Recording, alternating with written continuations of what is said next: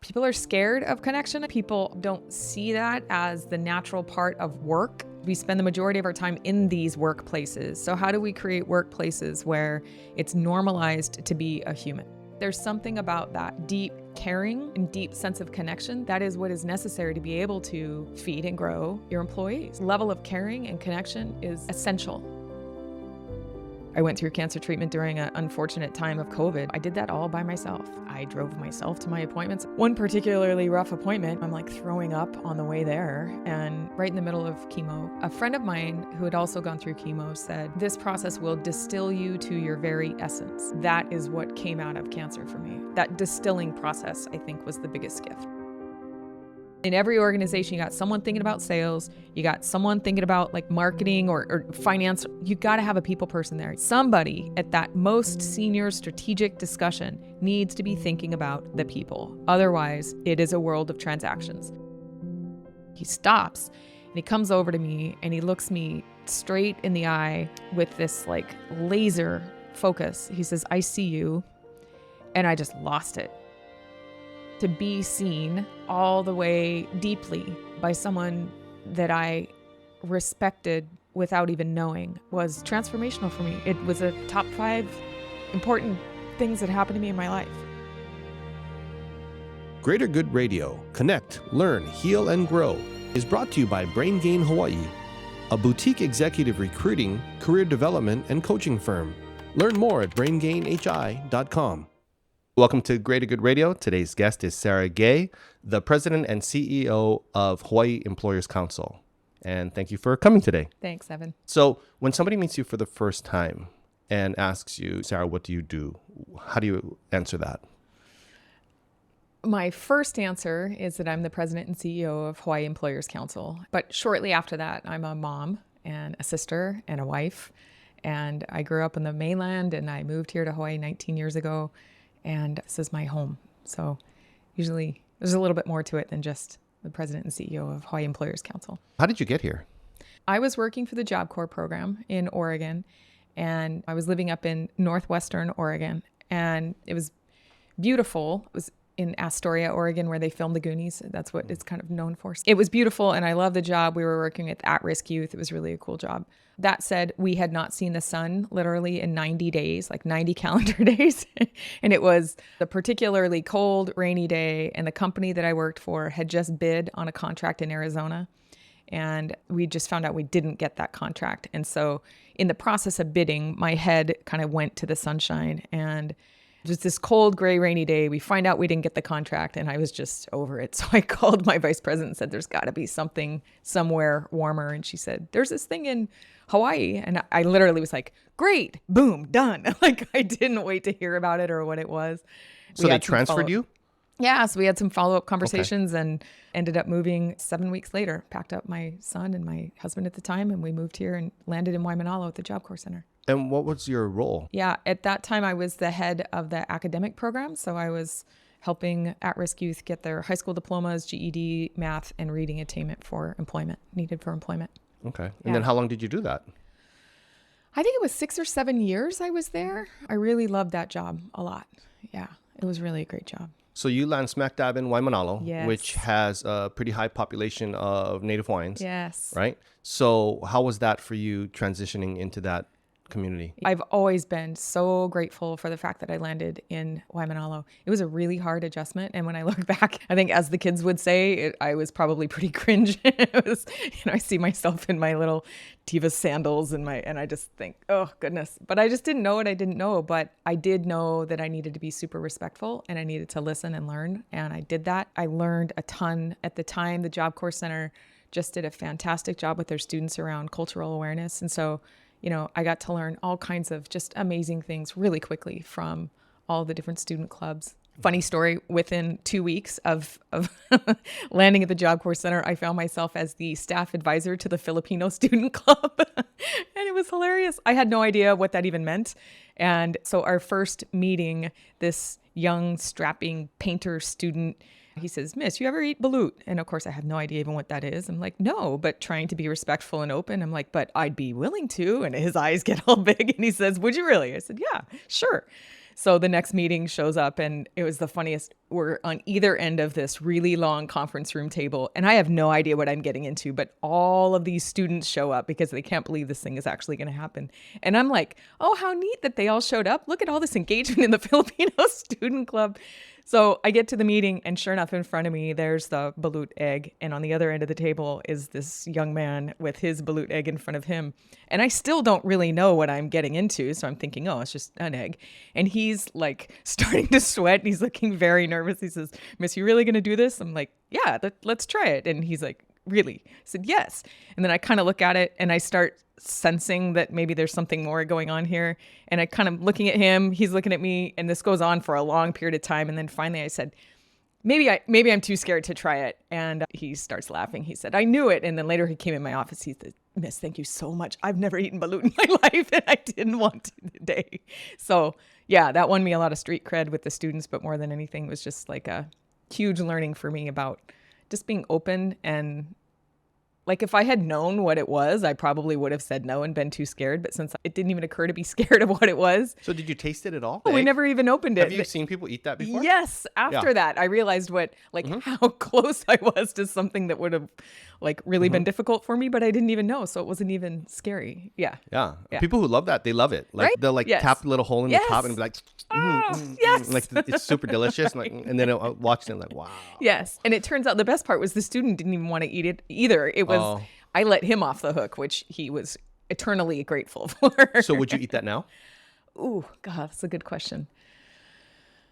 Or taste it? You don't have to eat the I whole would probably thing. taste it. I would probably taste it. Yeah. That's something my husband has taught me, to be just really, really So if you tasted it, like, respectful. because when you actually eat that, right? it's basically, for people who don't know, it's a baby chicken in the egg and has that embryonic like fluid around it. Yeah. So like, would you taste the fluid? I think I'd have to taste the fluid because I don't think I could actually touch the bird and itself. then would you bite the bird? I don't think I could do that, but I think I could taste. I think I could at least taste the fluid out of respect. Yeah. Yeah. I've actually never eaten it either.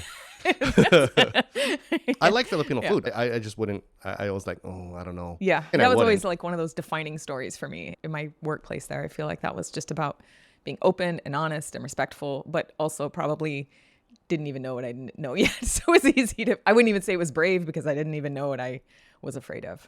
So what story can you remember about that transitional time that would help someone else considering to move to Hawaii? So the Balut Story is one of my favorites. And then the other one was within the first couple of days that I started there, I picked up the phone and I started making calls, outreach calls to all of our stakeholders and people out in the community. And I called the principal of the adult community school because our GED program was run in collaboration with them.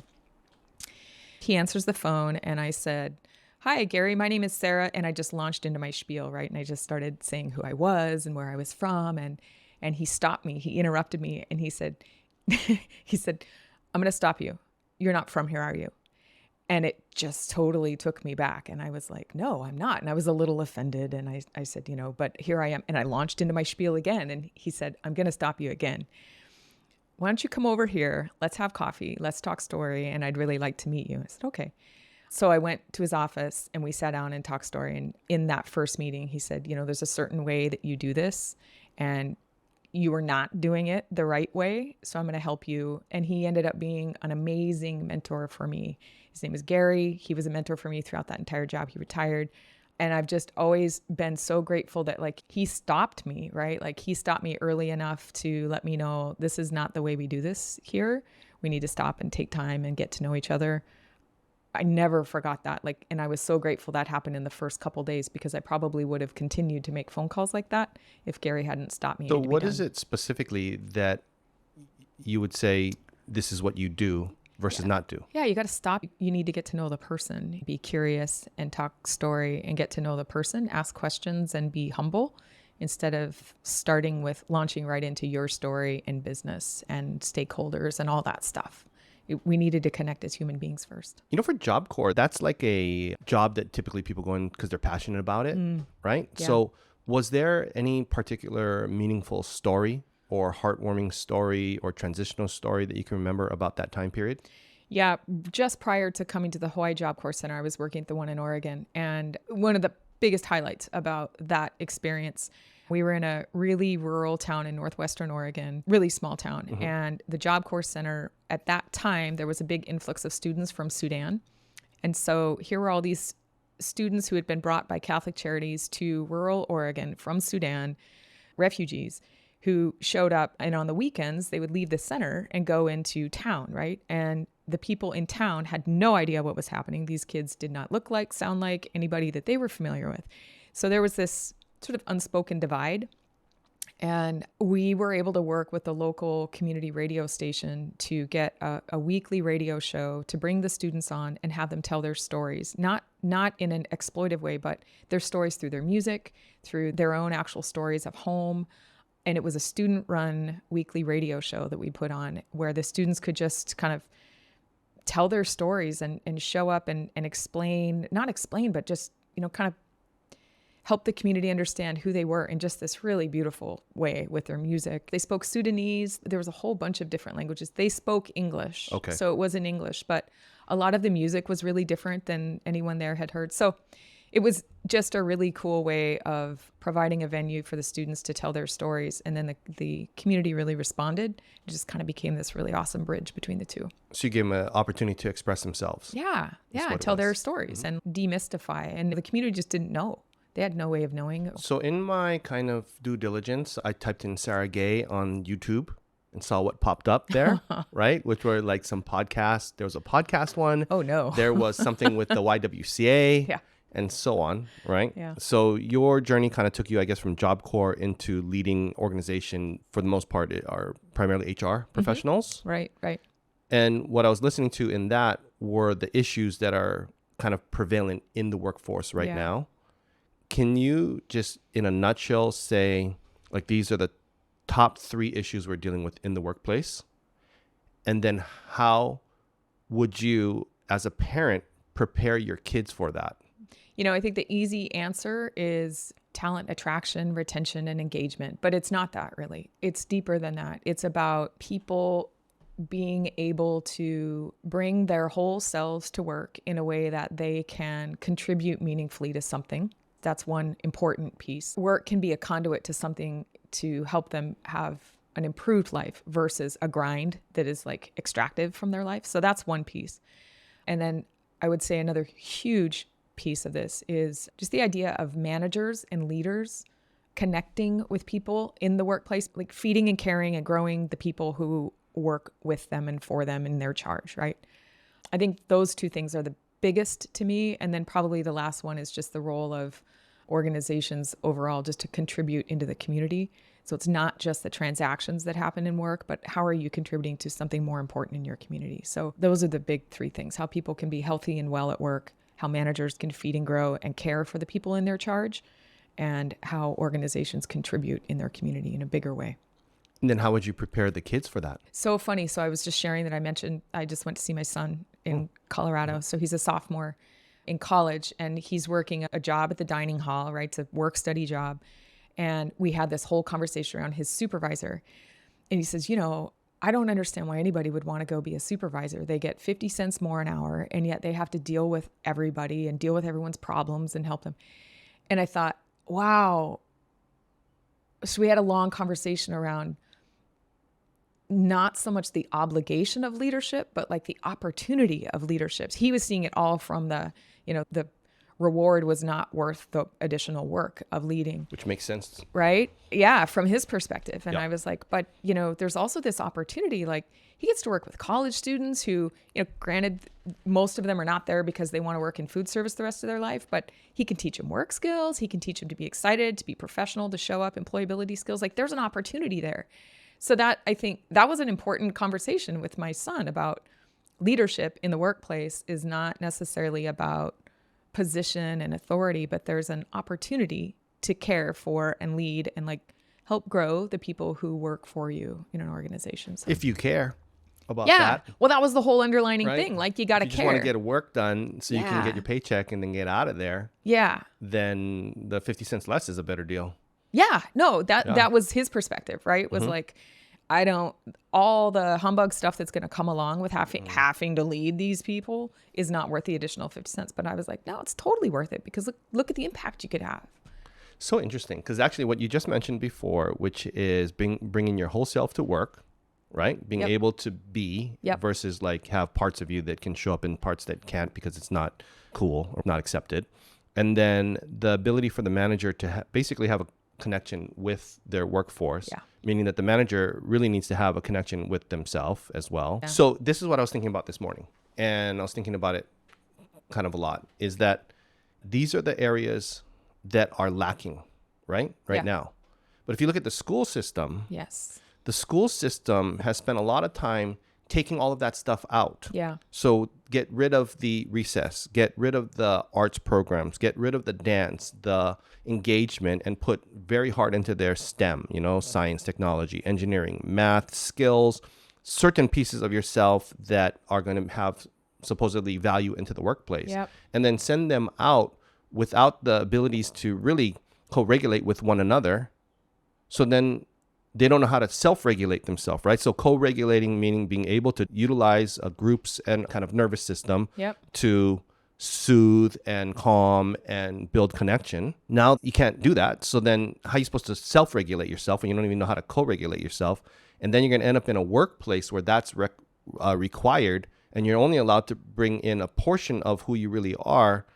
I mean, totally makes sense to me why somebody would say, I'll take the lesser pay. Yeah. And this is one segment of my life and I'm out, because it doesn't make sense. Yeah. No, Yeah. I think you're totally right. I think about my younger ones, right? In 4th grade and 7th grade, and just they're like already at that point in their schooling, they hear group project in the first, and they want nothing to do with it, right? Because that idea of having to work as a team, have to like flex that co-regulation muscle, that's hard for them. But the answer is not do less of it. It's continue to grow that muscle, because you're going to have to be able to do that at work. I think the tough thing about that too is I was thinking about like parent-child relationships, and my daughter and I are working on this project. It's purely based on like connection between a parent and a child. Yeah. And it's really the parent and the teen, because she's a teen. And that's a lot of times where you start to see really strong breakdowns in like, oh my gosh, we don't understand each other. How do we actually engage and so on.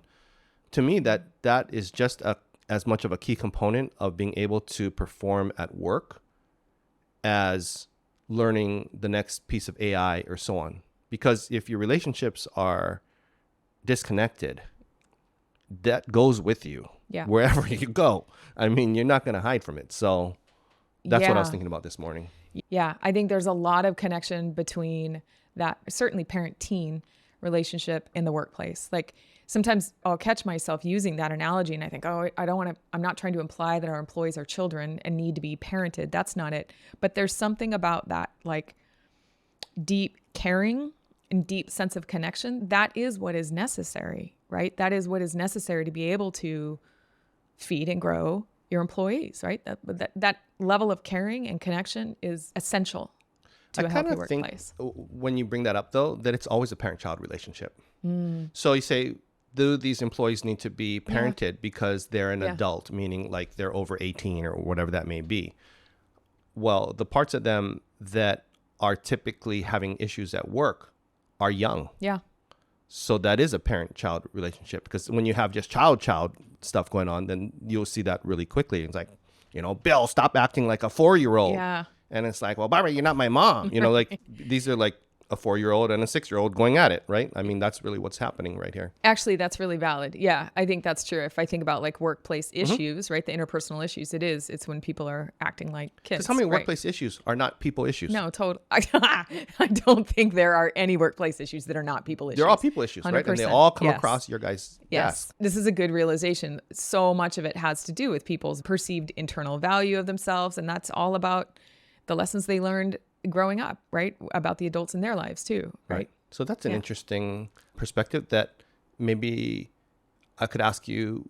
So what about your growing up or your kind of upbringing could give us context around who you are today, so we would understand who Sarah Guay is right now based upon who Sarah Guay was back then? One of the things that shows up right away for me is my family is Scottish. My dad's side is Scottish, and his dad, my grandfather, did a lot of work around our genealogy, and that was a really important part of their family. So if you go to my dad's house, there's Scottish stuff all over, and there's a Lindsay's my maiden name. There's a Lindsay clan, and they've done all that stuff. Well, the motto for the Lindsay clan was Endure Fort. And enduring was a big part of my growing up. You endure. There's a kind of that like, that sort of rugged Scottish, you get through things. You're strong and you endure. But that can be not awesome also, right? Like there's a limit to that. And so that message of endure was really present in my life growing up. And I think that has made me a very strong person, and sometimes to a fault, right? But that internal strength and that motto of endure is with me all the time. Do you have a story that you can share that would illustrate that for us? Well, yeah, I'm 3 years out from cancer treatment, and I think that's like the best example, right? I went through cancer treatment during an unfortunate time of COVID, and so I did that all by myself. I drove myself to my appointments. I actually went to see my oncologist this morning, and so I was thinking about one particularly rough appointment. I'm like throwing up on the way there, and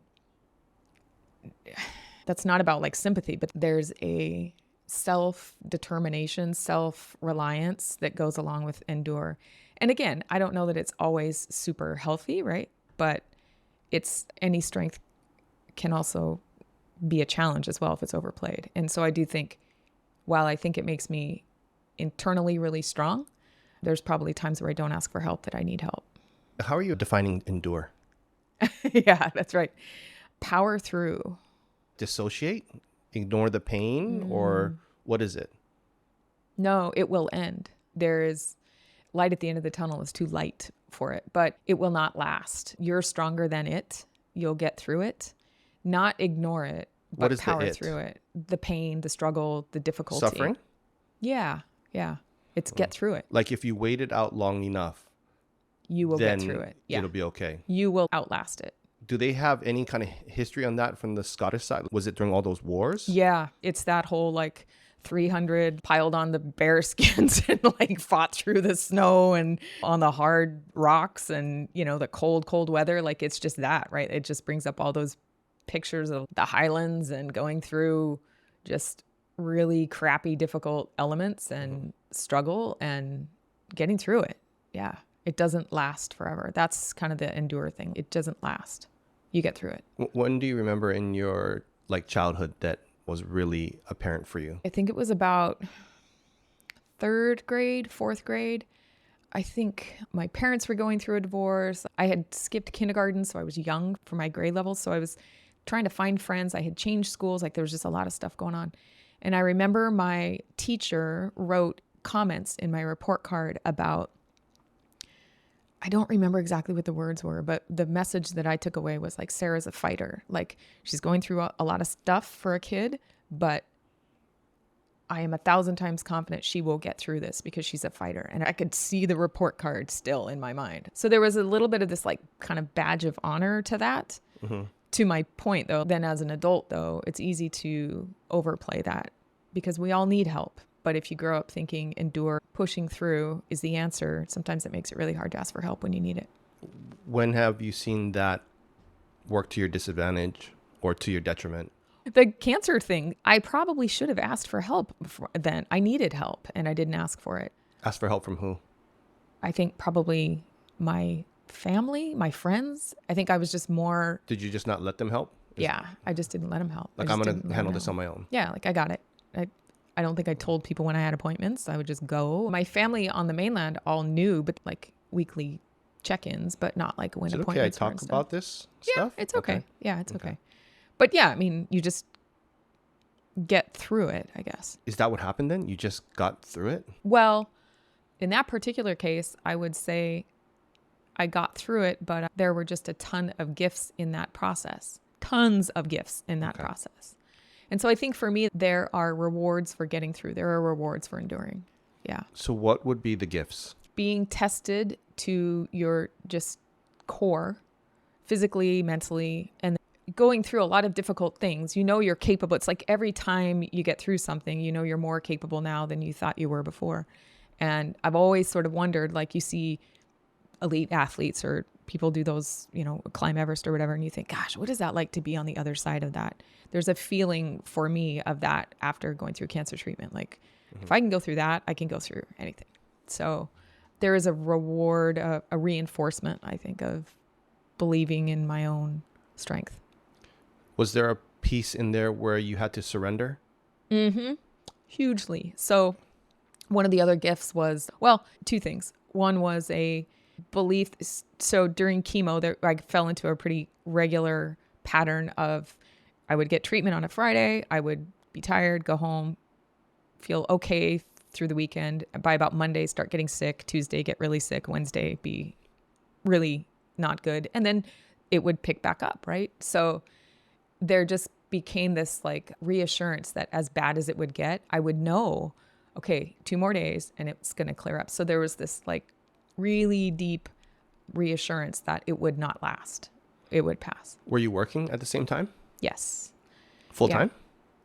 It was kind of right in the throes of COVID, so I'm not sure anybody's like whatever we were. Maybe we were all working extra full time. But you couldn't get a break though, because you're in HR. That's true. And you're in insurance. That's true. I was super grateful that my work let me work when I could work. And so when you're going through that, you're taking a lot of like steroids and whatnot that would keep you up all night. So I could work when I couldn't sleep, I could work.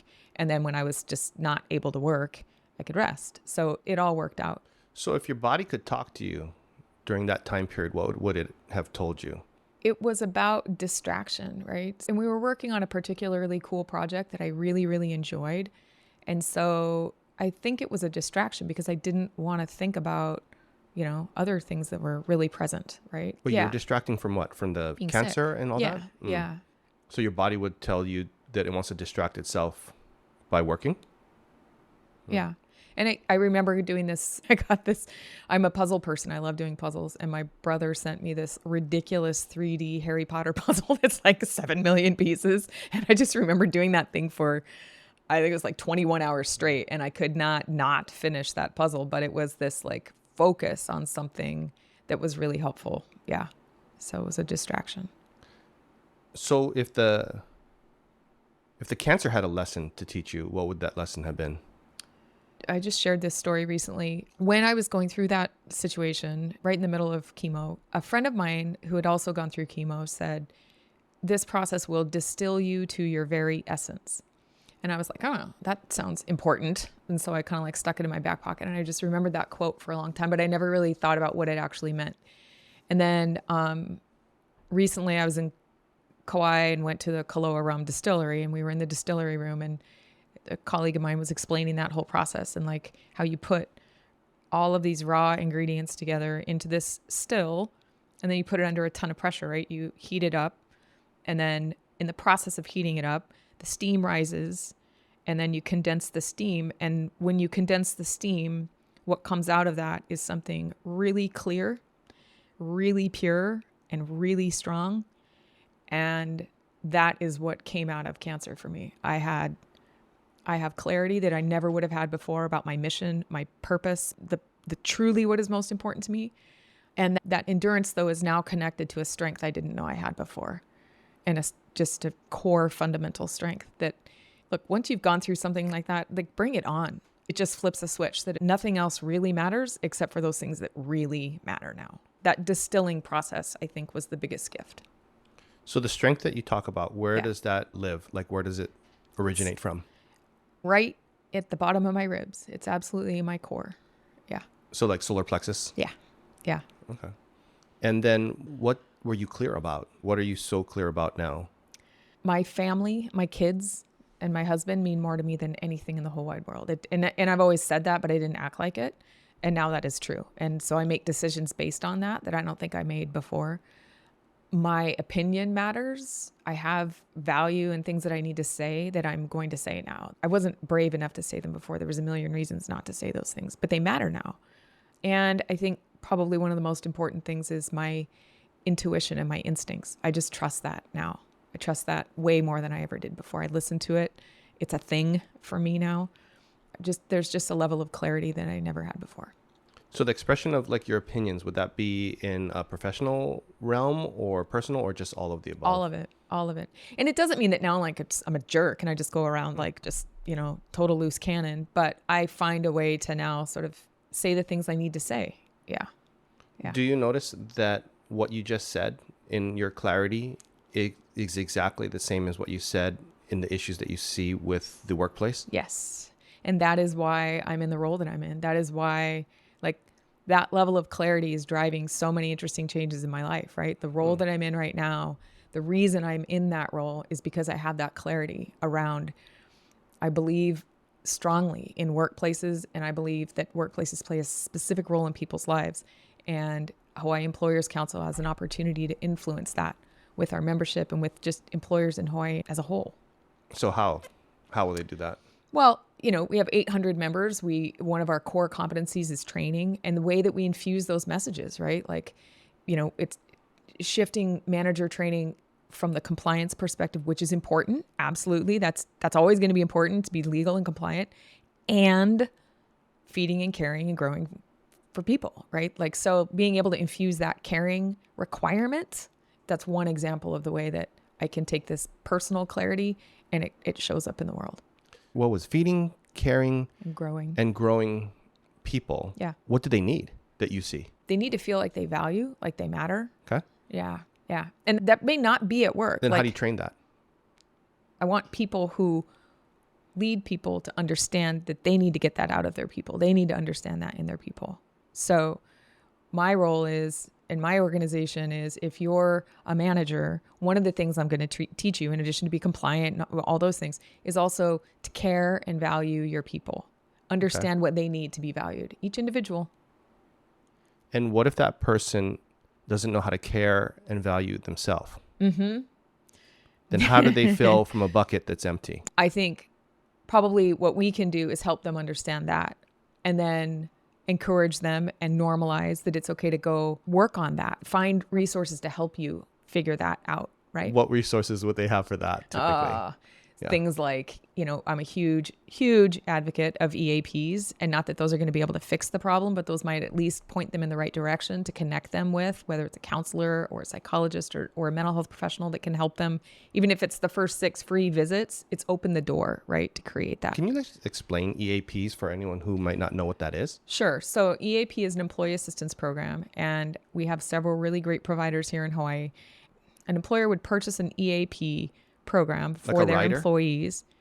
It's really a service. So you go to one of the providers and they have different packages. And so a pretty standard package would be for this particular employer for a certain annual rate that allows all of their employees a certain number of visits with the EAP provider. And then some EAP providers are actual licensed healthcare providers themselves. Some are more of like a clearinghouse that you call them with an issue and then they direct you out. So they're sort of like the service clearinghouse. It's like a one-on-one for the most part? Yeah. Oh. It's not just mental health services. They usually help, whether it's mental health issues, might be financial support, might be legal support in some cases even. So they tend to be a clearinghouse to help your employees with all of that other life stuff that might make work really challenging, right? And so they're also for employers who are like, I don't want to be their therapist. It's a really great third party who that's what they do really well.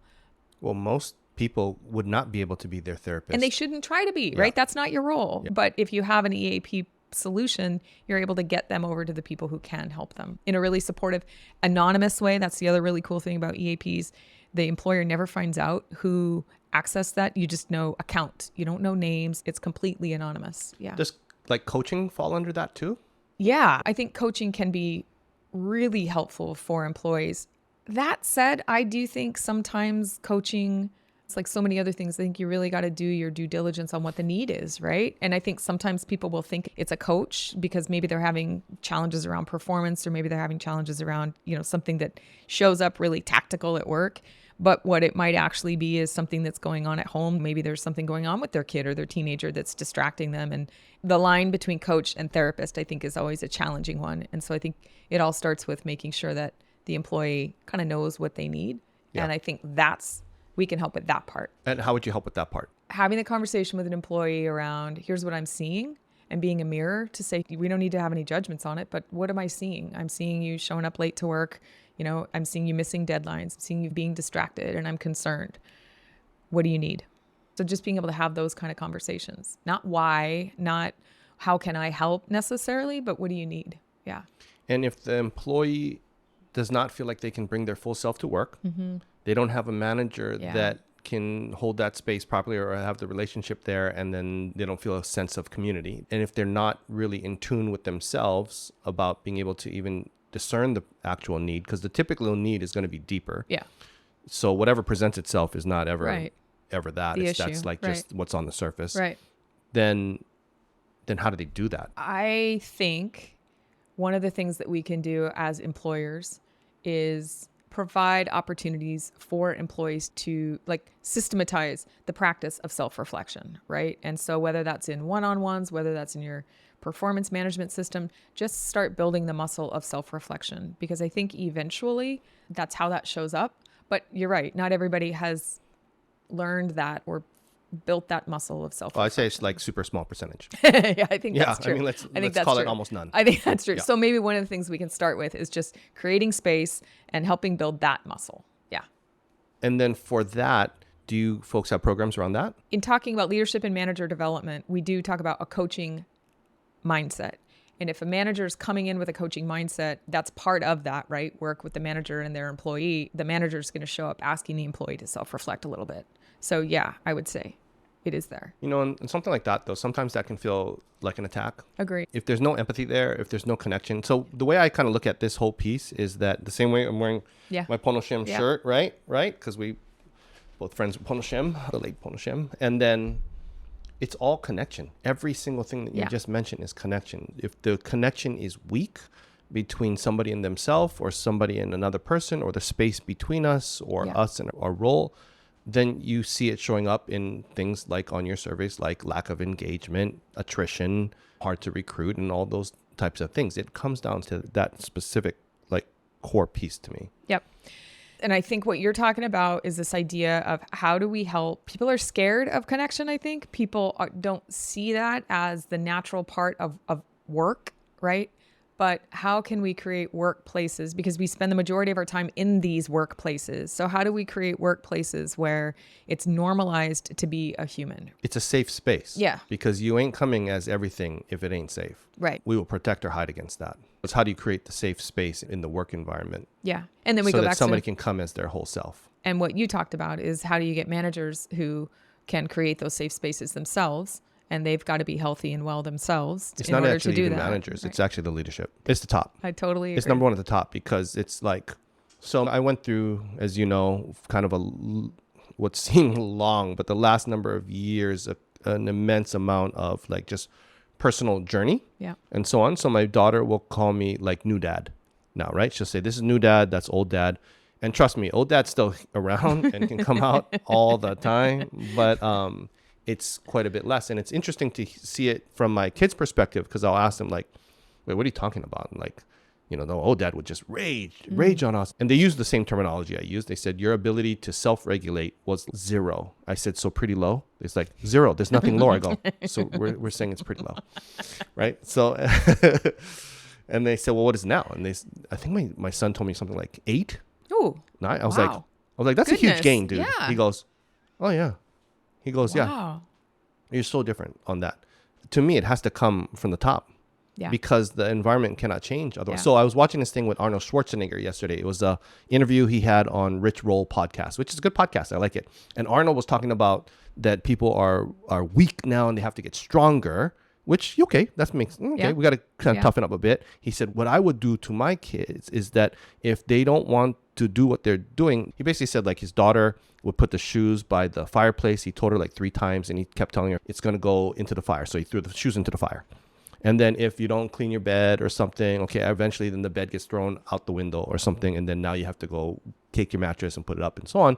And he said, initially my daughters would be upset about that, but now they're adults. And guess what? Now they do it themselves and so on.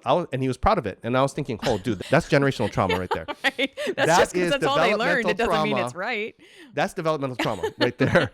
And that to me reminded me of like what my kids would describe as like old dad. I really like the quote, which I say in almost every episode that we do, by Resmaa Menakem from My Grandmother's Hands, which is trauma decontextualized. And decontextualized means like over time it's decontextualized, right? Like it's the Scottish, all that war and stuff, all that trauma is decontextualized over time. You forget about it. Yeah. Right. But trauma decontextualized over in a people looks like culture. Yeah. Trauma decontextualized in a family looks like family traits. Yeah. Trauma decontextualized in a person looks like a personality. Yeah. And I added in trauma decontextualized in a company looks like the company's culture. Yeah. So until you really gain the context on why these things happen, how they go about, it's really hard to understand what's going on in front of us, right? Totally. And, the thing is, I think most people want to do a really good job. Like their work matters to them. They show up every day, they work hard, they give up their family time, their sleeping time, whatever, to do this thing. Even the most disengaged, there's something about their value connected to that job that they're doing. And I think starting from that, remembering that when we start messing with and telling people they're not doing it right or well, or they didn't do a good job, that connects to value really, really fast. Oh, absolutely. So how do we make sure that you got to pay attention to that? It doesn't mean you tell everybody they're doing a great job when they're not. As a matter of fact, helping somebody do a better job is a great way to help them figure out how to grow that value. That's a gift. Mm-hmm. But just being mindful of this idea of diminishing people at work and what that does beyond the transactions they're doing, what that does to them and their value. That's what I mean by the feeding and growing of people. Yeah. Recognizing that. I think we're talking about the same thing. Yep. Because that Arnold Schwarzenegger kind of example I was using, it works, right? Yeah, I can scare the crap out of my kids and it'll work. Yeah. And I can shame them. Yep. I will shame, whatever. You can shame people into doing stuff. Yeah. That works. Yeah. You can force them into stuff. And that actually works in the short term. But in the long term, that causes damage. Yeah. Right? Yeah. That causes damage. So how do you heal the organization in the proper way so that people can actually come as their whole selves without worry about, am I being judged? Because the judgment piece in there is dangerous. Yep. Right? And everything is judged, good, bad, right, judged. Wrong. We're always going to have that judgment in place. So to me, it starts with the leader. So it becomes really hard when the leader of the organization says, okay, you know what? There's problems with my staff and so on. And I need you to come in and fix that. Yeah. When really what it is the three fingers pointing directly back at the leader. And it's a tough piece because the people at the top of the organizations, to me, what I see are the ones with the most unresolved trauma. Yeah. But the hardest thing there is that what they've been doing for the last 40 years is what got them to their quote unquote success. Yeah, so it can be hypervigilant and make stuff happen. Totally. Super exactly. helpful. And as a matter of fact, they know how to get the other things all done. Mm-hmm. So it's a difficult pill to swallow to say you're the problem when actually you're quite successful. It's all those other people who aren't quite as successful yet, who still work under you because they haven't become as successful. So clearly they're the problem, not you. You know what I mean? Well, performance and a healthy organization are two not necessarily correlated pieces, right? I think we all know very clearly of organizations in a very intimate way that have high performance, cannot retain people, and have an extraordinarily great public image. Yeah. Yeah. Agreed. It's how you define performance, right?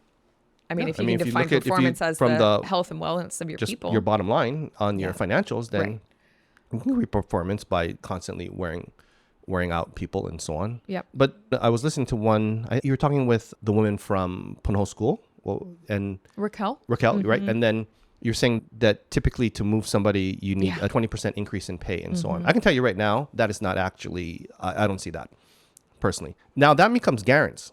Okay, if I can pull you a 20% pay because as a recruiter, I can tell you this very clearly. Like if it's 20% pay and increase in title or something like that, a bigger role, and that person's motivated and so on. Okay, now we're kind of talking, right? However, in today's day and age right now, the disgruntlement of my boss, I can't stand this environment. I am not being valued here and so on. I don't need 10% pay. I need equal pay even. Might even be less pay. Because some of them are willing to leave without having to land on something right now. And these are some of the company's top people, the ones where you're they're in the commercial and they're ready to go. Yeah. That's the gift of COVID, I think. So parallel when I was talking about the clarity that I got through cancer, I think a lot of people got a similar experience during COVID, right? People were faced with deep stuff, their mortality, they lost loved ones, they financially were scared. So that reprioritization of what matters to me, it is not my paycheck as much. It's my time with my family. It's all those other things. And so again, I think that's another gift that comes out of struggle, right? Is people got reprioritized on what was more important to them, and it's not the paycheck. So that's the opportunity for me. And that's why I think conversations like this are happening now more than they were before. And I think that's why you're seeing employers or employees like more willing to make a move on culture and willing to make a move on good managers. And they're going to put up with it, right? And they don't have to as much, which is a good thing. So you know what I look at in terms of like HR leaders or HR people in general within the organization is I look at them as the first responders, Yeah. The caregivers of the organization. Yeah. And through this whole COVID piece, through this Lahaina, Maui piece, all of these things, they haven't had any break, like zero break. As they're looking at organizations and how do we care for them? The first thing that comes to my head is that idea of enduring, right? Like perhaps unhealthy enduring. It lasts for a certain amount of time until, like your car can endure if you gas it all the way until it doesn't. That's right.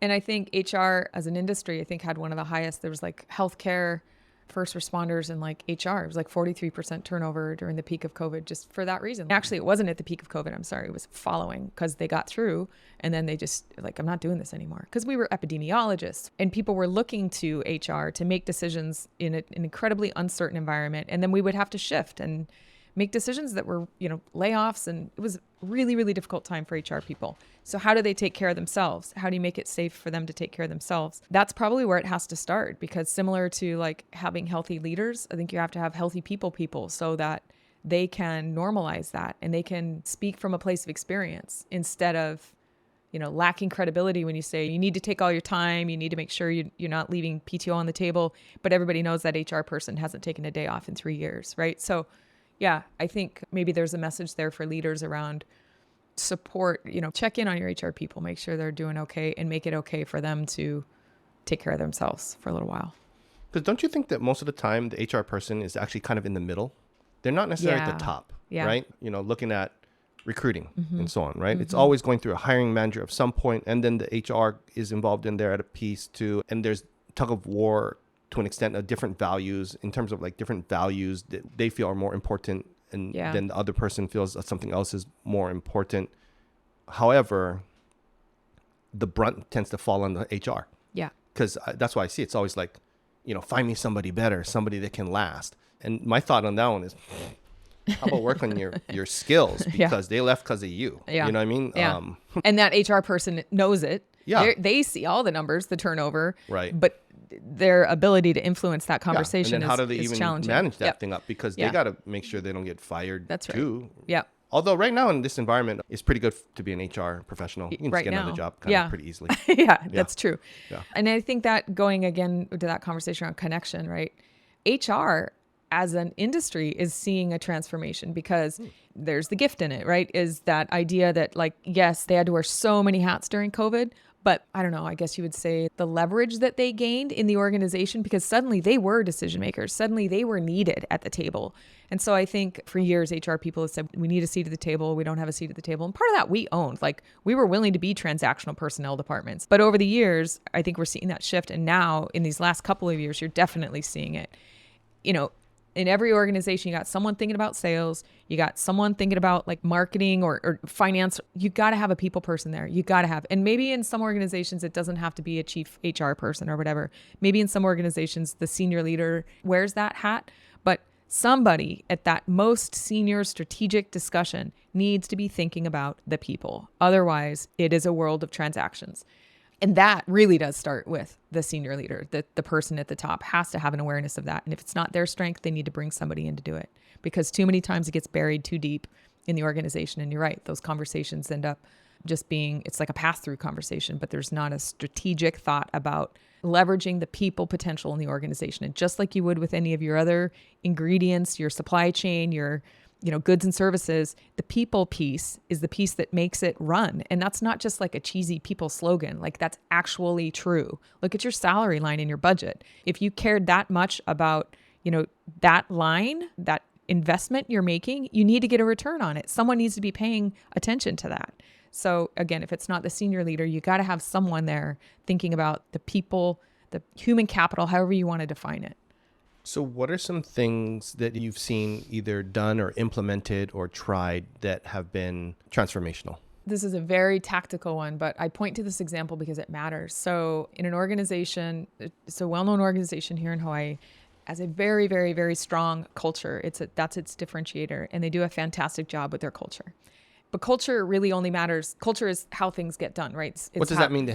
You said they have a fantastic culture. They have a strong culture. Oh, strong culture. Strong culture. So in other words, their values live in the organization. They hire by them. They do performance appraisals by them. They're spoken about. They reward based on it. So it's one of the few organizations. And they live by it too? Like everybody's congruent on it, where it's in, like you wouldn't actually have to read it on the wall because people just live it? I think they try to. I think it's challenging because I think sometimes... Or does it live out of the CEO's head and then try to implement from a top to, I don't think top so. down? I think they're better than most at that. Okay. And that's why I would say it's strong. And okay. That said, one of the mechanisms they use to make sure that happens, and I don't know if it still happens, but they would do this really cool activity with new hires. They would take the core values and they would do this exercise where new hires had to go create a 2-minute video to show the values in action. And it was just cool on so many levels. Like, it made people be gritty. They didn't know how to make a video. There wasn't a lot of instructions. They just had to figure it out. It was a group project, so they had to connect with other new hires. But the best piece was it was like a self-correcting mechanism. Like, if they created a video that you were like, oh, that is not the values in action, there was a perfect opportunity to correct that, right? To clarify what the thinking was. And then the videos got shared with the whole organization as like a kind of celebration of the videos. And so every month there's this reinforcement of this is how these live in our organization. That was a really great example of a mechanism that was pretty transformational in the bringing to life values. So it doesn't just live on someone's head or on the wall. I wonder how you know in that kind of situation if the values are the right values. So we just went through that in our organization. We just created our new strategic plan, new strategic direction. And we just asked ourselves, like literally to the whole staff. We had an all staff meeting and I just said, now that we all are pretty clear on the direction, this is what we've said our values are. Do these still feel like the right values for where we want to head? And we just broke into small groups and had discussions about it. And everyone said, not quite. We're not throwing them out, but we've got some defining to do about how they live today. And there might be some refining to do. So we just did that process. Yeah. And what'd you come up with? We're still literally today, we are still refining it more in the kind of a word like accountability is something that was there before and it's there still. That's still something that's like core to us. But what does that really mean? Mm-hmm. And that's more like I'm an owner of the problem and the solution. Like it's what you said earlier. The one finger pointing is 3 back at me. So would that not necessarily be accountability and be a little bit more like Kuleana? It is more like Kuleana. Yes. It's thinking about accountability more like Kuleana versus policing. Where I think before the way we talked about accountability and the way it showed up, it was about the police. Like you are accountable for this. It's very clear. And now it's more like, yes, we all take ownership. We have this like core responsibility for this whole thing, this mission we're trying to drive. It's a different way of thinking about accountability. One could say the values were still right. It's the subcontext and the behaviors and how they come to life that changed. But that's an important exercise, I think, for organizations to think about. Like, how do we want to be? So how much more in that process do you need to do in order to get to something that's really crystal clear for everybody and that they all buy into it? Good question. I feel like we're pretty clear, so I need to socialize that and see if it's clear to others because I've spent a lot of time looking at it. So I'm afraid it might be clear to me, but not quite clear. So I worked on it. Our leadership team worked on it. We had a team of staff work on it. And then it just went back out to all those folks to say, where are we at? How close are we getting? And then how do you live it? So that's our next all-staff meeting in October. When we share it out and we say, here's where we're at, that will be the small group breakouts is how are we going to live this? How's it going to show up in our organization? So in a nutshell, what would be the strategic plan that you could share? Hawaii Employers Council has been supporting employers for the last 80 years on HR solutions. And our HR solutions have been focused on labor, compliance and employment law. And so we're expanding that out to really a more modern view of people in organizations. How do we support that holistic view? And we think that's done best through data. So leveraging data, we have 800 members. So we have a lot of employment data on best practices, getting that information, sharing it back out so people can make well-informed decisions. So it's data, it's expanding our solutions beyond compliance to some of these more strategic people-focused solutions. And then our membership model, thinking about what does it mean to be a member of HEC and how do we use that collective to convene people together to learn from each other, not just best practices and sort of what the research says, but how do we convene membership to connect. And then how are you going to do that? That gets pretty detailed into the plan. Or work in progress? Yeah, work in progress. Yeah.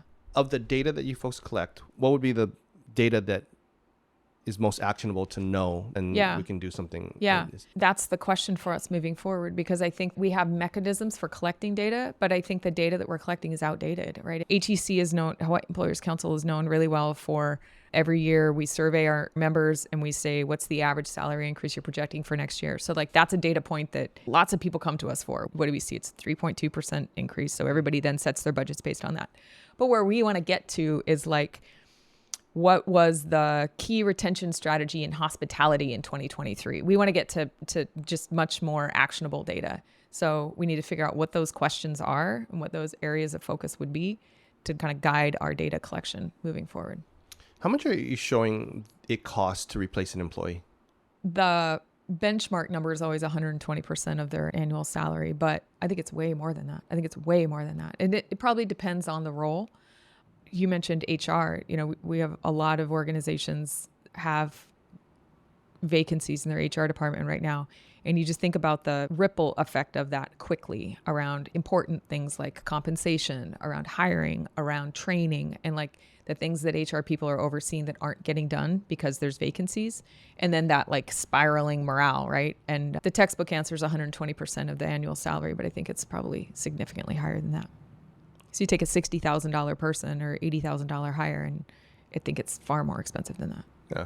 Like the aggregate cost over from the ripples that it causes within your organization. Yeah. I mean, you lose 2 people, even 3 at the same time. Oh, yeah. Now you have a whole different animal. Yeah. Which is what we're seeing happening. You don't often lose anymore 1 person. It seems like that starts 1 or 2 or 3 or 4. So it's not often the isolated loss of a really key person. It's more like it's that trickle effect. Wow. Do you have numbers around that? Once the thing starts going, how many go? No, that would be interesting to get, though. That'd be really interesting. And what could stop that? If they did exit interviews and if something that was showing as causality and not just as correlation, right would be interesting. Yeah. The exit interviews are so hard in Hawaii, too, though, because people just don't want to rock the boat. It's one of 2 things. Nobody wants to tell you either, right? Yeah, they're already onto something cool and exciting ahead of them, and they don't want to leave on a bad note, so everything's fine. You know, everything's good. It's fine. It's not you, it's me kind of thing, right? So it's hard to get at that kind of good data. How are you guys seeing AI affecting things? AI is projected to have a huge impact in HR. There's some really obvious things like helping with job descriptions and things like that. But then there's some really cool things you can do with it around coaching. One of the coolest things I've seen is using AI to be able to practice difficult conversations. So I played with it one day and I said, help me have a conversation with an employee around an attendance issue. It role modeled with me really well. And I said, you're letting me off the hook a little too easy. Like he was playing a very kind employee. I said, be a little more defensive. And they did. And so me practicing my skills to be able to have this difficult conversation, I think that's an excellent use of AI, helping build skills and role model. What have you seen work well in terms of training people for difficult conversations? It's something that people are always asking about, like give us a tool to have difficult conversations.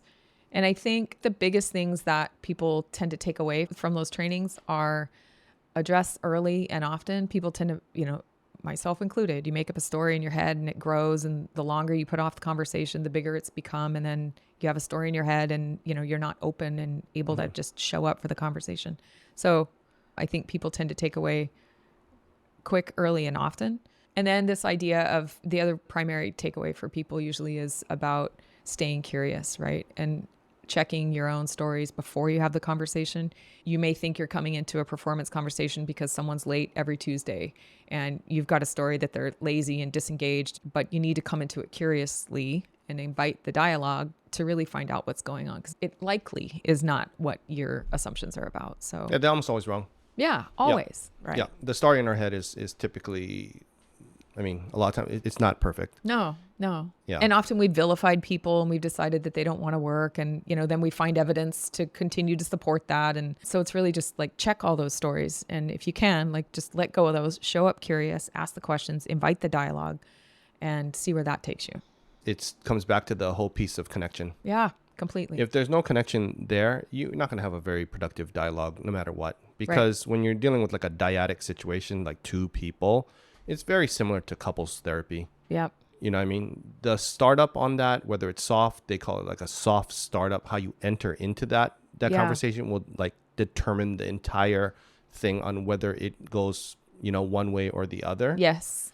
And they're all very, very similar foundational kind of like practices and teachings. Yeah. That couples therapy would be very similar to that type of thing. So to me, like, okay, this is what you can say or so on. But if you don't have the connection there, it doesn't matter. Yeah. No one's listening. They're just protecting against what they think is going to be coming next. Right. Yeah. And I think for me, the potential breakthrough, though, in those difficult conversations is if I'm working with the manager who's getting ready to have a difficult conversation, if I can get that manager to share with me some of the stories in their head and I can ask them, are you sure about that? What other potential things could be going on? And sort of let them start seeing beyond their stories, then they can go in a little more open. And I do think even just a little more openness sometimes has the other person show up a little differently, like, oh, maybe we are going to be able to have a conversation here. So I haven't seen it too many times where it's like earth shattering, but it's more a process of a little more curiosity, a little more trust, a little more curiosity, a little more trust. Well, the hard thing is when you go into an engagement with agenda already in mind, Yes. set, the other person's defensive. Yeah. Because they have to, because they're pushing in, they have to push back. Yeah. Or they got to leave. Yes. Right. Which Yeah. in the younger generation now, it's just easier to leave. Yeah. And it's like, well, where'd they all go? Right. It's just easier to leave. Right. So Yeah. on things like this, if you look at the pattern, the way the pattern typically goes is like, this is what's frustrating me or so on. This is the behavior that shows up. These are the things that are on the surface. And it causes these emotions inside of me, right? Sadness, anger, whatever they may be. And then I'll create a story around that Yep. to make sense of it. Yep. And then from that story, I'll react Yeah. to it. And then out of that reaction is because I'm afraid of something else that's happening. Yeah. When what I really need is something else. Yeah. And when you can really get down to what I really need is that, Yeah. and then the other side actually knows what that is, both sides actually really know each other's true needs, Yeah. Yeah. your solution is really quick after that. Yep. Until then, it's gridlock. We teach managers to talk about the facts, like state the facts, the objective facts. You came in Tuesday at 9:30. Yeah. You missed the report deadline. You went on vacation without ever submitting those. Those three things lead me to believe, lead me to feel, lead me the story It's like I'm telling nonviolent myself. communication. Right? It is nonviolent, right? Oh, okay, that's and then nonviolent communication do I pattern. have that correct? And then just wide open space. And then the beauty of that is if then the other person can see from your perspective, these are my facts, and this is what that would lead me to believe. It becomes logical. It's a very logical conversation. So if you want to take it a little bit further then, and you're going like NVC style, then it would be like, this is what's happening. You're coming in late. I noticed that on Tuesday, came in late, Wednesday late, this one's late. And when I notice that, I feel concerned.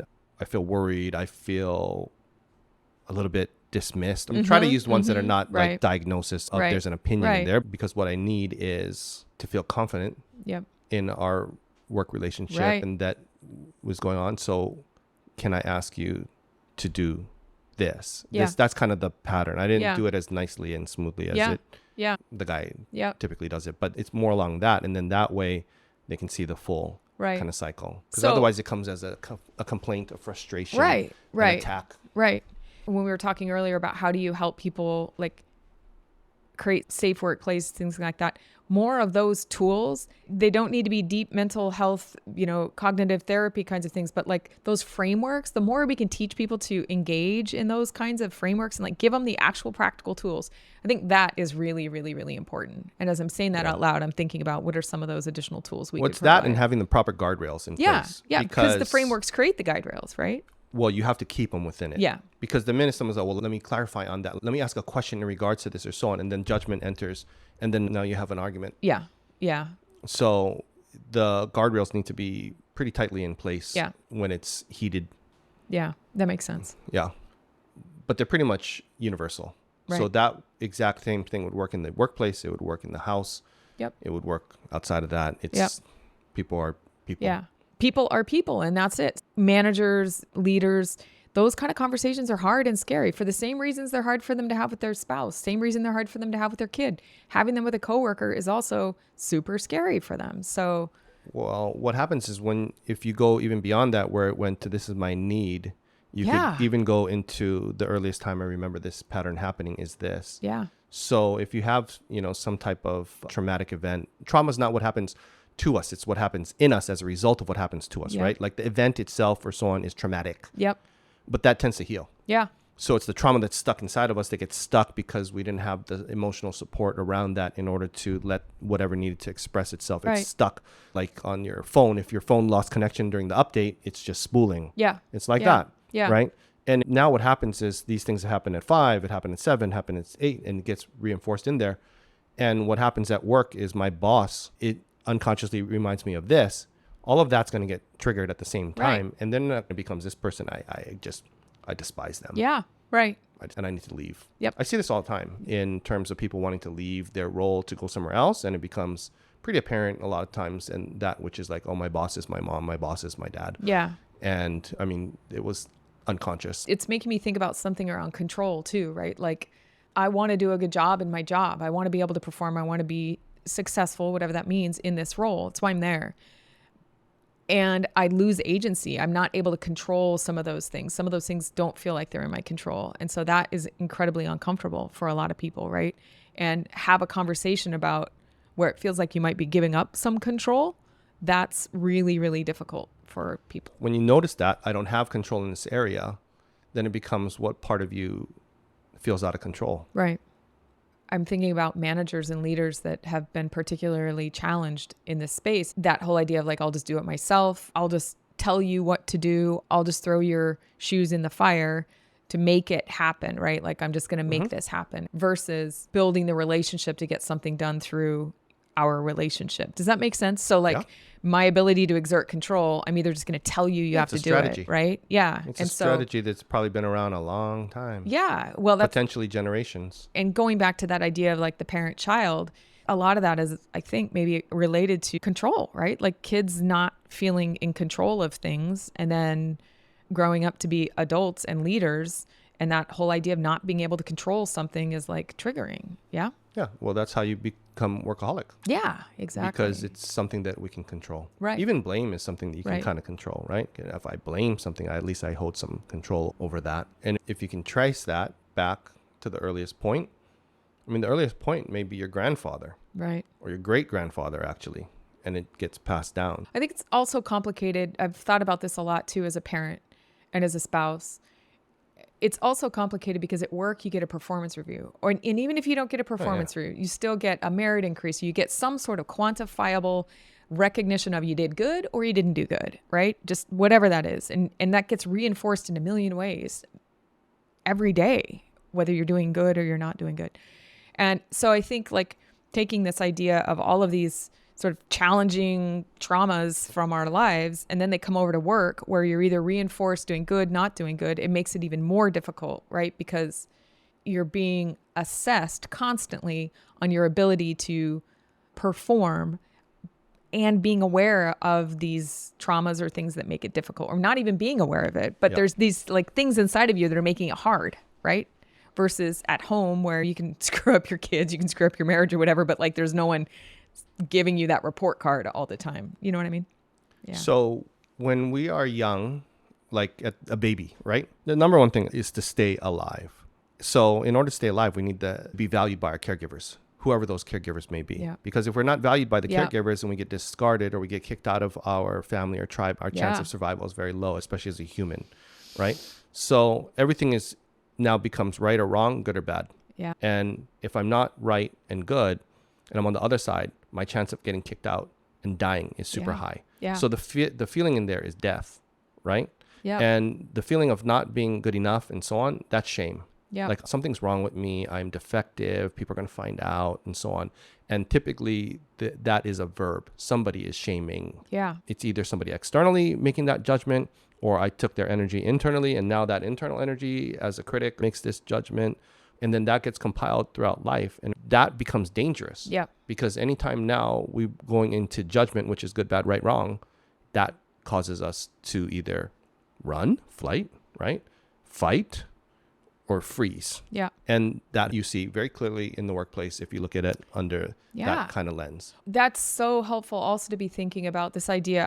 I define it as the feeding and growing of people, but as a manager, you are defining right, wrong, and potentially shaming all day, every day, or reinforcing that feeling of shame. Yeah. Holy cow, that's huge, right? Because that can make somebody do something by shaming them. It's Completely. done all the time. All it's like the time. super, like it's super effective. And, but it's also not always intentional. Like if that's the only model you know, that's the only model you know. So that's you burn the shoes and throw them in the thing. Right? So that's super helpful. Like how do we start helping managers be aware of that? It may not even be the way you intend the message to be received, but it likely is going to be received as a message of shame.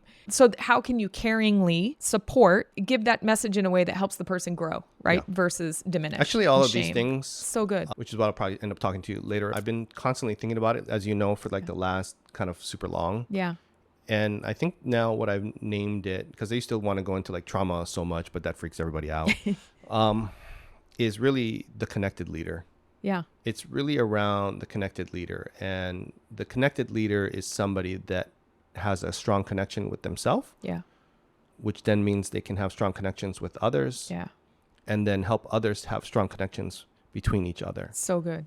Salah, who came on this show as a friend of mine now, told me that in Samoan culture, they call it the va. And the va was like is the space between, right? The energetic space between. Yeah. So we have you, we have me, and we have the va. Wow. Right. And he talked about cultivating the va. It's always cultivating the space between. And when the space between the va is strong, wow, then we're strong. Love that. Right. So when managers or leaders or whoever in the organization is looking at this, they're typically looking at you as the person. Yep. I'm looking at the va. Yep. And the va is actually felt. Yes. So I'm feeling the va. Are we in or are we not? And when we are, we can actually sit here and discuss things in our like spiritual self-led way. Yeah. And lead toward, because it's not about, I heard this saying is really great. It's like, it's not about resolving or solving. It's about dissolving. When the va and the connection is strong enough, the issue dissolves. Yes. Every issue that we're seeing that are between people and so on are a result of the va being weak, a disconnection in this relationship. Yep. Because if the relationship field was strong, then you see the result of that, which is engagement. So good. Yes. The result of disengagement is disconnection. Yep. So you look and go, I have engagement or I have disengagement. That's just the effect.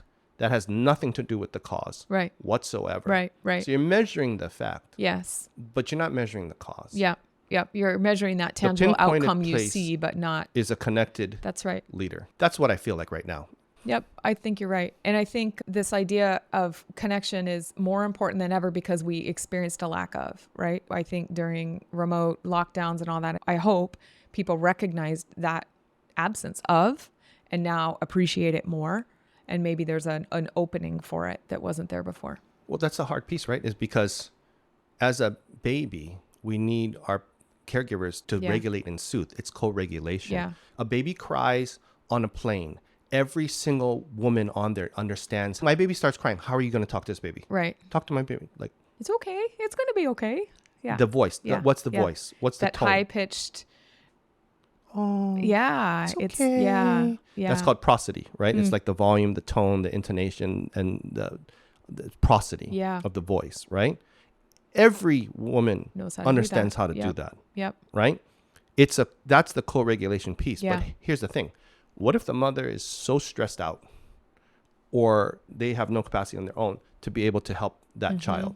Mm-hmm. What if the father, the same way, the caregivers and so on? Now this child doesn't have the ability to co-regulate with somebody else. It typically goes, you soothe me, you soothe me, you soothe me. They show it very clearly in the research trials where it's like Edtronic will have the mother like just turn away from the baby and the baby will instantly become shamed and cry and spaz out. And then they just turn back. So that loss of connection right there is super noticeable. But what about for people that have never had a very solid co-regulation in their life. Yep.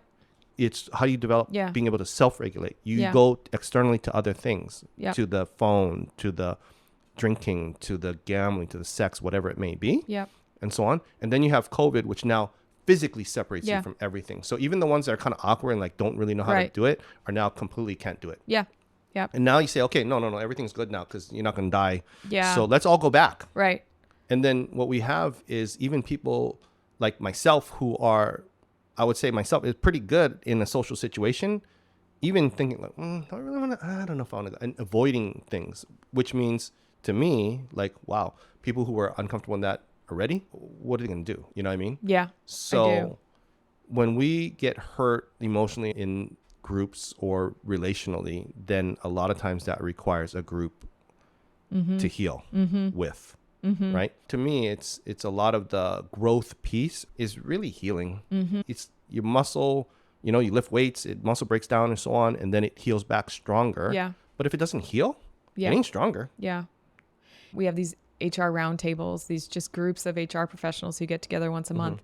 And, you know, at first we thought we had to over-engineer it and give it an agenda and all that. And we don't. We just give them lunch, which that doesn't even really matter. But it's a space. Yep. And they fill it with connection. Or we just sit back and just kind of like watch it happen. There's this warmth and this energy in the room. Seriously, it's like a highlight of the month. We do different ones, but each one convenes once a month.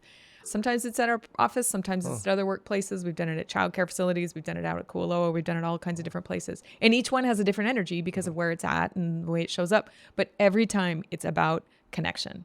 And we've never said that's what it was, but it was these group of people who just, you know, people from the west side going all the way out to Kualoa to like connect for an hour and a half. It ends up going 2 hours, 2.5 hours because people just want to be together.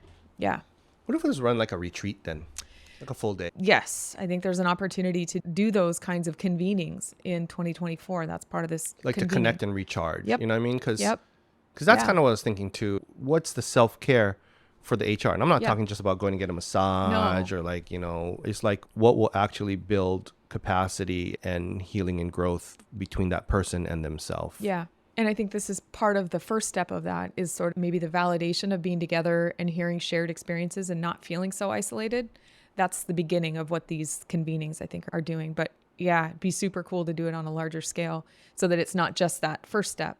We might be able to bring them through a whole process, maybe over a weekend or a day or something. Yeah, I love that. And then the ongoing reinforcement of it, keep those groups together so that they can continue to care for each other and support each other. Yeah. Or they can convene on their own. Yes. You build a relationship and do it intentionally, and then people can have connection and they can take that with them. Yep. Kind of do the immersion piece and then let them do the ongoing reinforcement together. Lots of ideas. Lots of good ideas. No shortage of good ideas. I love that. So I wore my shirt here. I wear it quite a bit on this show, but I like it because, you know, our friend, the late Pono Shim, came up with it. And I wanted to know if you have a favorite story maybe that you could share that would show us what Pono Shim meant to you. I was at an event. It was one evening and it was a small event, and I'm an introvert pretty deeply. And so I went to this event by myself, didn't know anybody. So I was pretty quiet, and Pono, I had heard a lot about Pono and I was very curious. And so he started talking. We were talking about economic development type stuff and entrepreneurship. And he just had this way, as you know, of like just speaking to your soul. And so I was sitting in the front and I just found myself like literally leaning in and just like locking eyes with him. And it's just almost off-putting, like how deeply he was speaking to me. Still, all these years later, don't know how to put words to that. But it was unsettling, to say the least. So we got finished with the talk, and then, you know, everybody kind of stands up, and he asked, are there any questions? And nobody had any questions. And he joked that night and joked many times after that. Most people don't have thoughts now because you're all going to go like, think about this and come up with a million questions after.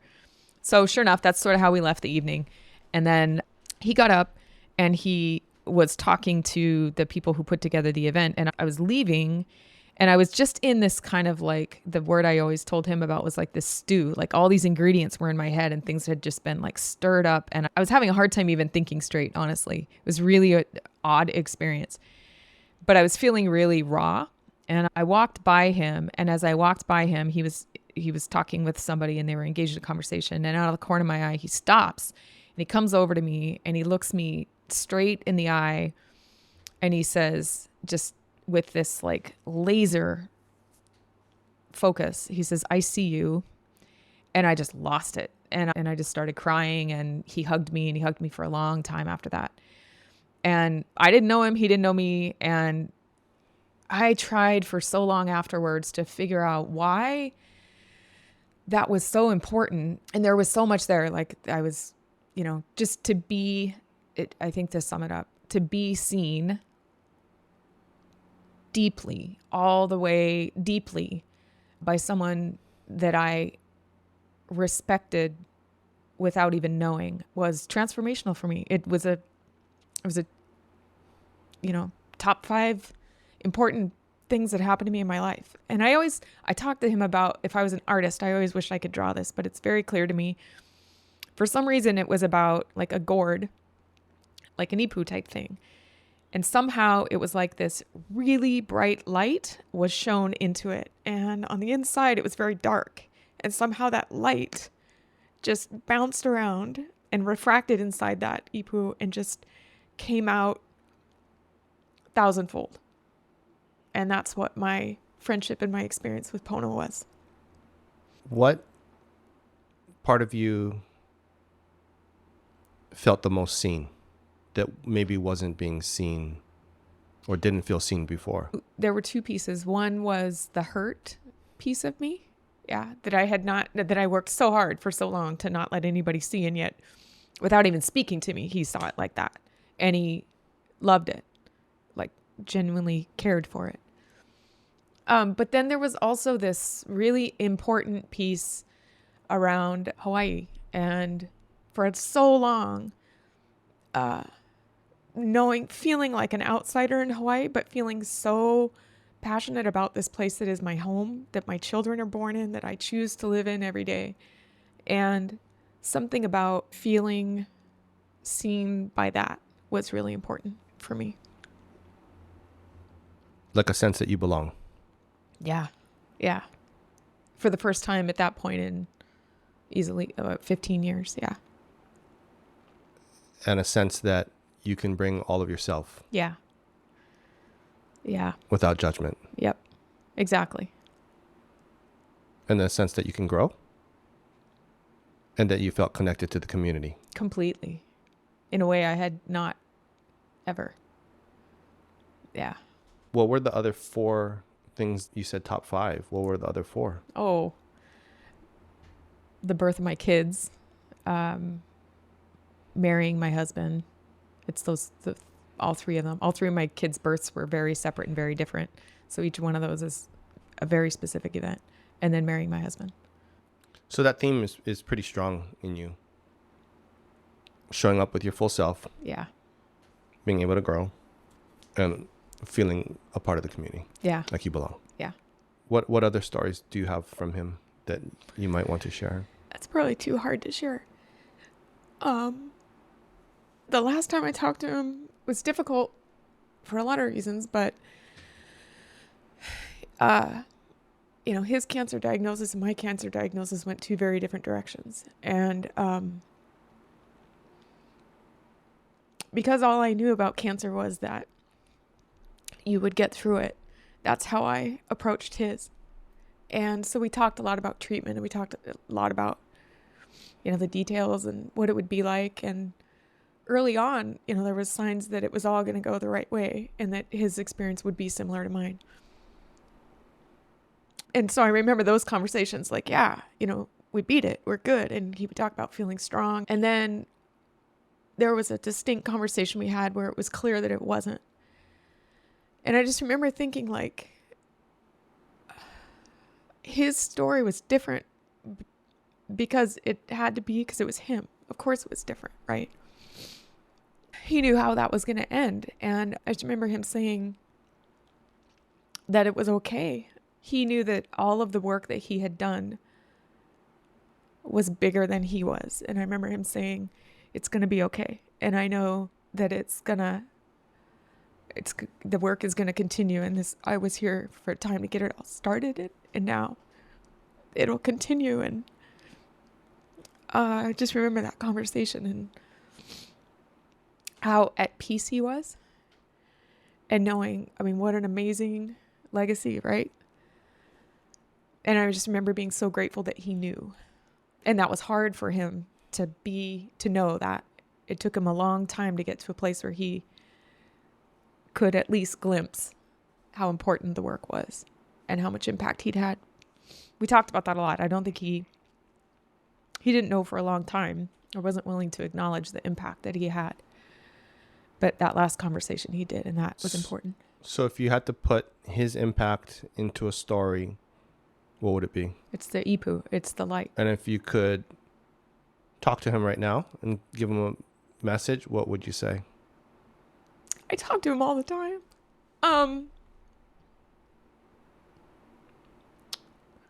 I struggled with that a lot, and I told him towards the end, I said, that there's just so much I need to say, and I don't know how to say it. But we also talked about there's some things that, words like exist on one plane, and our friendship existed on a different plane. And so when I would say there's just not words, he would say, I know there aren't words. So I kind of let go of that and just sort of said, like, I don't know what I would say because there's not words. He knew, he knows.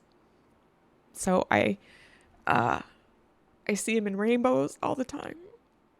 So I just say hi, and he knows. He sees the beautiful things that are happening. He sees the hard times that our community is going through. And I know he's there, and I see glimpses of him in things that people are saying and things that leaders are starting to talk about. And I know he's here. And he's proud of you. Yeah. I just wanted to acknowledge you for your strength, your ability to endure, your willingness to come and share this space with me, your friendship for so many years, and your beautiful spirit. Thank you, Evan. Thanks for this conversation. I didn't know where it was going to go, but it went where it needed to go. So thank you. Thank you. If you resonate with Greater Good Radio, please join our community at www.greatergoodradio.com, where you can get access to exclusive content and offerings. Hope to see you soon.